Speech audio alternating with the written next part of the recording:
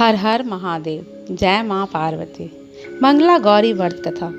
धर्मराज युधिष्ठिर ने भगवान श्री कृष्ण से कहा कि हे गोविंद, हे यदुनंदन, आप कृपा पूर्वक पुत्र की दीर्घायु होने का कोई व्रत हो तो बताएं।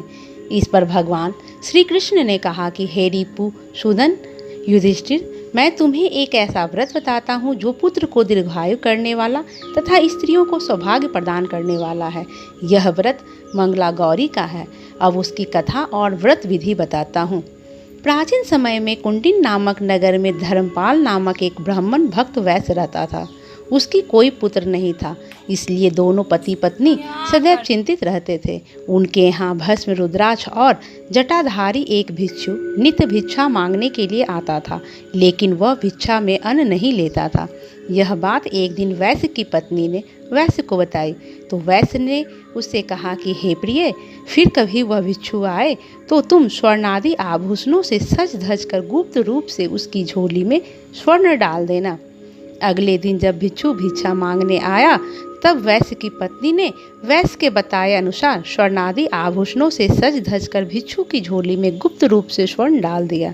इस पर उस जटाधारी भिक्षु ने उसे शाप देते हुए कहा कि तुम दोनों जन्म भर संतानहीन ही रहोगे। तब वैश्य की पत्नी ने उस भिक्षु से कहा कि हे महात्मने, आपने मुझ निरपराधीन को शाप दिया है, तो आप ही इस शाप के उद्धार का कोई उपाय बताइए। वैश्य की पत्नी के दीन वचन सुनकर भिक्षु को उस पर दया आ गई। उसने कहा कि पुत्री, मेरी आज्ञा के अनुसार तुम अपने पति से कहना कि वह नीले वस्त्र धारण करके और नीले ही घोड़े पर सवार होकर जंगल की तरफ जाए। जहाँ भी उसका घोड़ा रुके वहाँ उसकी भूमि को वह खोदे। भूमि खोदने पर उसे पक्षियों, मृगों, वृक्षों से युक्त सोने और मणि आदि रत्नों से सुशोभित नाना प्रकार के पुष्पों से युक्त एक सुंदर देव मंदिर दिखाई देगा। उस मंदिर में भक्तों पर कृपा करने वाली जगत जननी भवानी विराजमान है। उन्हें तुम्हें भक्ति भाव से आराधना करनी चाहिए, वही तुम्हारा उद्धार करेगी। भिक्षु के वचनों को सुनकर वैश्य की पत्नी ने भिक्षु के चरणों में शीश झुकाया, तो वह भिक्षु अंतर ध्यान हो गया।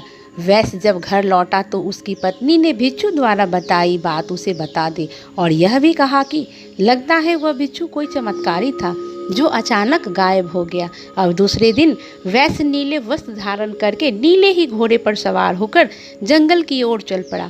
मार्ग में उसे अनेक हिंसक जीव दिखाई दिए, लेकिन वह निर्भय होकर आगे बढ़ते रहा। अंत में उसे लाल और नीले रंग के कमल तथा चकवा चकवी आदि पक्षियों से सुशोभित एक मनोरम तालाब दिखाई दिया। उस तालाब में स्नान करके उसने तर्पणादि नित्य क्रियाएं की और पुनः घोड़े पर सवार होकर बियावान जंगल की तरफ चल पड़ा। एक जगह पर उसका घोड़ा रुक गया, तो वह घोड़े से उतरकर उस भूमि को तब तक खोदता रहा जब तक कि उसे मंदिर दिखाई नहीं दिया। उसे मंदिर दिखाई दिया तो वह बड़ा प्रसन्न हुआ। वह मंदिर चारों ओर मोती, माणिक्य आदि से रत्नों से सुशोभित था। तब उसे जटाधारी भिक्षु के वचनों पर आश्चर्य हुआ। फिर उसने सुनहरी वस्त्र, चंदन, अक्षत, चंपा इत्यादि पुष्पों से धूप दीप षष्ठ युक्त पकवानों, नाना प्रकार के शाक, दुग्ध, घी, सकड़ा से युक्त नैवेद्य अर्पण कर शुद्धि के लिए मल्य, गिरी, चंदन आदि सामग्री को एकत्र करके शांत चित्त से फल, तांबूल, दक्षिणादि से भक्ति भावपूर्वक भवानी का पूजन किया तथा गुप्त मंत्र का जाप किया। उसकी भक्ति से प्रसन्न होकर देवी ने उससे कहा कि वैश्य, यहाँ तुमने मेरा पूजन किस मनोकामना से किया है? जो कोई मेरा इस प्रकार पूजन करता है उसे मैं अद्भुत वर देती हूँ। देवी के वचन सुनकर वैश्य उनके समक्ष हाथ जोड़कर खड़ा हो गया। तब देवी ने कहा कि धर्मपाल, तुम मेरे निष्पाप भक्त हो, तुमने मेरा पूजन भली भांति किया है। मैं तुम्हें अकूत धन देने का वर देती हूँ। तभी धर्मपाल ने कहा कि हे देवी, मुझे धन की आवश्यकता नहीं है, मैं संतानहीन हूँ, अतः पितरों के उद्धार के लिए एक उत्तम पुत्र की कामना करता हूँ। देवी ने कहा कि हे धर्मपाल, तुम्हारे भाग्य में सुखदायी पुत्र नहीं है, अतः विधवा होने वाली कन्या अल्पायु पुत्र या नेत्रहीन दीर्घायु पुत्र में से कोई एक मांग लो। इस पर धर्मपाल ने कहा कि हे देवी, आप मुझे अल्पायु पुत्र ही दे दीजिए, इससे मैं नरकवासी अपने पितरों का उद्धार कर सकूंगा। तब देवी ने कहा, मेरे बगल में स्थापित गणेश की नाभि पर चढ़कर उनके ही बगल में रखा चमत्कारी आम लेकर अपनी पत्नी को खिला देना, इससे तुम्हें अवश्य ही पुत्र की प्राप्ति होगी। देवी के वचनानुसार धर्मपाल को गणेश जी के नाभि पर चढ़ने से मोह हो गया। आम उतार लेने के बाद उसे दूसरा आम दिखाई दिया, इसी तरह उसे और भी आम दिखाई दिए। तब गणेश जी ने उसे शाप देते हुए कहा कि तुम्हारे पुत्र को 16वें साल में सर्प डसेगा। अब धर्मपाल फल लेकर घर की ओर चल पड़ा। वहाँ उसने वह आम अपनी पत्नी को खाने के लिए दिया। उसने वह फल खा लिया। पति के साथ रहने से वैश्य की पत्नी ने गर्भ धारण किया और 9वें मास के श्रेष्ठ पुत्र को जन्म दिया। पिता ने उसका जात कर्म संस्कार करवाया। छठे दिन छठी का पूजन किया। 12वें दिन में नामकरण संस्कार करवाकर उसका नाम शिव रखा। तीसरे वर्ष मुंडन संस्कार करवाया। छठे वर्ष में यज्ञोपवीत संस्कार करवाकर उसने ब्राह्मणों को भोजन करवाया। इस प्रकार हे युधिष्ठिर, जब उसके पुत्र ने 16वें वर्ष में प्रवेश किया तो उसकी पत्नी ने उससे कहा कि अब बालक का किसी शुभ मुहूर्त में विवाह कर देना उचित है। तब धर्मपाल ने कहा कि मैंने संकल्प लिया है कि बालक शिव जब काशी से अध्ययन करके लौटेगा तभी उसका विवाह संस्कार किया जाएगा। लेकिन वह अपने पुत्र को अकेले भेजना नहीं चाहता था, इसलिए उसने शिव के मामा को बुलाकर कहा कि शिव काशी में 1 वर्ष रहकर अध्ययन करना चाहता है। अब उसे किसी अनहोनी का भय से अकेले भेजना नहीं चाहते थे, अतः तुम भी इसके साथ चले जाओ। इस प्रकार धर्मपाल ने सारी व्यवस्था करके शिव को उसके मामा के साथ भेज दिया, लेकिन वास्तविकता में के बारे में मामा को कुछ नहीं बताया। मामा भांजे काशी के लिए रवाना हो गए। कुछ दिनों के उपरांत एक गांव में जाकर पहुंचे। रात के अधिक होने से मामा भांजे उस गांव में एक धर्मशाला में ठहर गए। सुयोग से उसी धर्मशाला में एक बारात ठहरी हुई थी। वह बारात गांव के एक प्रतिष्ठित ब्राह्मण की गुणवंती सुंदर कन्या सुशीला को ब्याहने आई थी। जब कन्या के विवाह के लिए मंडप में ले जाया जा रहा था, तभी वर को धनुवार्त रोग हो गया। ऐसा होने पर वर के पिता ने अपने कुटुंबजनों की सलाह से करके शिव के मामा से कहा कि आप कुछ समय के लिए अपना भांजा हमें दे दें, जिससे विवाह का कार्य समय पर और ठीक प्रकार से संपन्न हो जाए। शिव ने मामा ने वर के पिता से कहा कि कन्या के दान के समय मधु पर्क आदि जो भी कुछ वर को मिले वह सब मुझे दिया जाए, तो मेरा भांजा दूल्हा बन जाएगा। वर के पिता ने शिव के मामा की शर्त स्वीकार कर ली। तब शिव के मामा ने शिव को दूल्हा बनाकर विवाह मंडप में भेज दिया। इस तरह विवाह के सारे कार्य विधि विधान से पूरे हो गए, लेकिन वह वधू सुशीला के साथ भोजन नहीं कर पाया। वह सोचने लगा कि विवाह के सारे कार्य तो मेरे कारण संपन्न हो गए, जबकि विवाह किसी अन्य के साथ होना था। अब यह पत्नी किसकी कहलाएगी, मेरी या उसकी? ऐसा सोचते हुए उसकी आंखों से आंसू आ गए। तब वधू द्वारा उसे उसकी उदासी का कारण पूछने पर उसने वह सारी बात उसे बता दी जो असली वर के पिता और मामा के मध्य हुई थी। तब वधू बोली कि ब्राह्मण विवाह के विपरीत यह कैसे हो सकता है? देव ब्राह्मण अग्नि के समक्ष मैंने तो आपको ही पति माना है, अतः आप ही मेरे वास्तविक पति हैं। मैं आपकी ही पत्नी हूँ, किसी अन्य की नहीं। इस पर शिव ने कहा कि ऐसा मत कहो, क्योंकि मेरी आयु बहुत कम है। मेरे बाद तुम्हारी क्या गति होगी, इसके पहले विचार कर लो। लेकिन सुशीला अपनी बात पर दृढ़ थी। सुशीला ने शिव से कहा कि जो गति आपकी होगी वही गति मेरी भी होगी। फिर दोनों भोजन करके सो गए। ब्रह्म मुहूर्त में शिव ने वधू को 3 नगों वाली एक अंगूठी और एक रुमाल देते हुए कहा कि हे प्रिय, ये लो, इन्हें संकेत समझकर शांत चित्त हो जाओ। मेरा जन्म मरण जानने के लिए एक पुष्प वाटिका बनाकर उसमें नम मल्लिका लगाओ। उस नम मल्लिका को नित्य सींचना। जिस दिन मेरा मरण होगा उस दिन यह नम मल्लिका के पुष्प सूख जाएंगे। यदि वे हरे भरे रहे तो समझना कि मैं जीवित हूँ, इसमें जरा भी संदेह मत करना। इतना कहकर वह चला गया। उधर सवेरा होने पर विवाह कार्य की समाप्ति के लिए वर को बाराती मंडप में आए तो तो वधू ने उस वर को देखते हुए अपने पिता से कहा कि यह तो मेरा पति नहीं है, रात्रि में मेरा पानी ग्रहण संस्कार इसके साथ नहीं हुआ है। यदि आपकी नज़र में यह मेरा पति है तो यह बताए कि मैंने इसे क्या दिया था।